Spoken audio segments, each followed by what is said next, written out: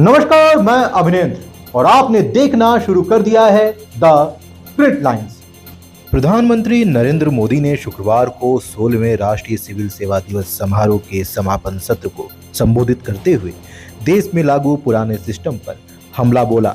उन्होंने कहा कि पहले यह सोच थी कि सरकार सब कुछ करेगी, लेकिन अब सोच है कि सरकार सबके लिए करेगी।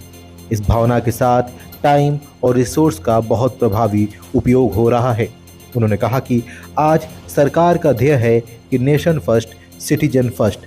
आज की सरकार की प्राथमिकता है वंचितों को वरीयता। एक ब्यूरोक्रेट के तौर पर, एक सरकारी कर्मचारी के तौर पर अब आपको अपने हर निर्णय में कुछ सवालों का अवश्य ध्यान रखना ही पड़ेगा।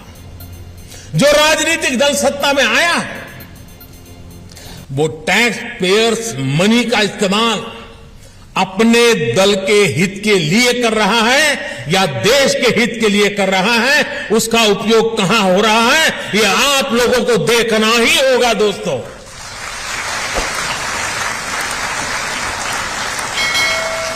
वो राजनीतिक दल अपने दल के विस्तार में सरकारी धन का उपयोग कर रहा है या फिर देश के विकास में उस पैसों का इस्तेमाल कर रहा है, वो राजनीतिक दल अपना वोट बैंक बनाने के लिए सरकारी धन लुटा रहा है या फिर सभी का जीवन आसान बनाने के लिए काम कर रहा है, वो राजनीतिक दल सरकारी पैसे से अपना प्रचार कर रहा है या फिर ईमानदारी से लोगों को जागरूक कर रहा है, वो राजनीतिक दल अपने कार्यकर्ताओं को ही विभिन्न संस्थाओं में नियुक्त कर रहा है या फिर सबको पारदर्शी रूप से नौकरी में आने का अवसर दे रहा है।